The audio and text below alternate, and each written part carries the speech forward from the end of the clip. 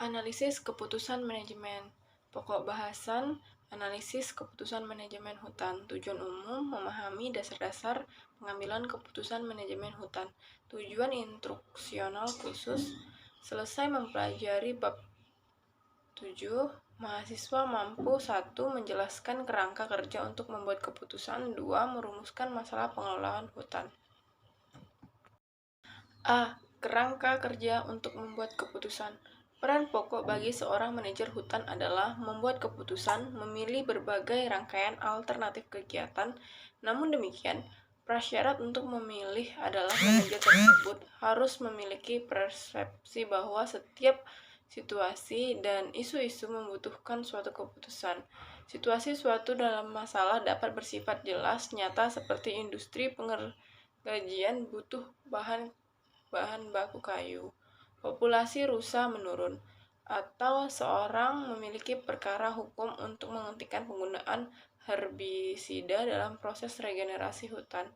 Masalah dapat pula bersifat tidak jelas atau tidak kentara seperti tingkat suhu bunga investasi pembangunan hutan meningkat, kekurangan logs ukuran tertentu, kemungkinan terjadi pada 10 tahun ke depan, dan lain-lainnya. Dari masalah-masalah tersebut adalah tidak susah. Dibutuhkan antisipasi dan respon untuk membuat masalah tersebut menjadi jelas. Pemahaman oleh manajer hutan atas masalah-masalah penting tersebut akan menyebabkan pengelolaan hutan yang efektif. Kebebasan menentukan persepsi atas situasi sesuatu masalah akan menjadi dasar untuk membuat keputusan yang bijaksana. Untuk mendetailkan suatu masalah dibutuhkan kuantifikasi dan artikulasi terhadap tujuan pemilik lahan hutan dan faktor-faktor pembatas terhadap aktivitas manajer hutan. Tak kalah penting pula bahwa penentuan alternatif solusi terhadap suatu masalah membutuhkan identifikasi terhadap pilihan-pilihan rasional yang ada.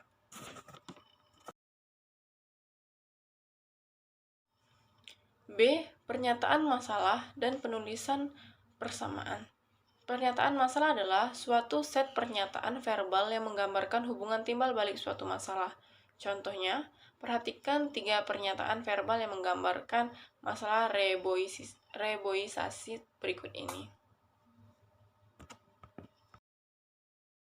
C. Identifikasi masalah. Identifikasi masalah mencakup 1 hari terhadap langkah-langkah dan menggunakan secara konsisten beberapa terminologi penting.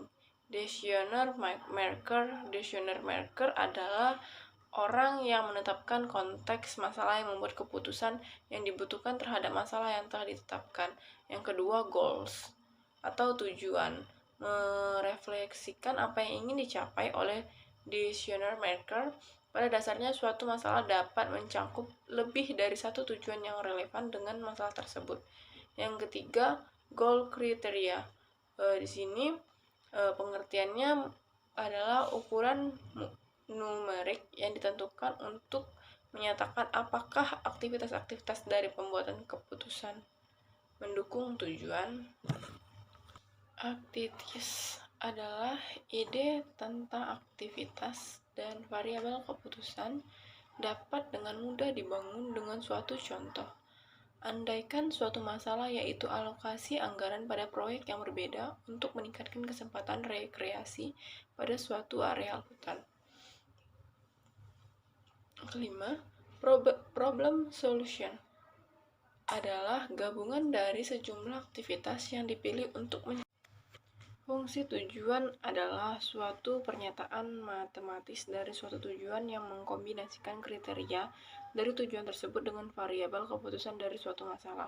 Secara normal, fungsi tujuan ditetapkan untuk membantu pembuatan keputusan, untuk memaksimalkan sesuatu seperti keuntungan pendapatan, atau volume tebang untuk meminimumkan sesuatu seperti biaya, risiko, atau kerugian. Yang ketujuh, pembatas adalah segala sesuatu yang membatasi pencapaian tujuan. Pembatas adalah selalu ada pada setiap masalah dan perlu diidentifikasi apabila ingin mencoba untuk menyelesaikan suatu masalah dengan baik.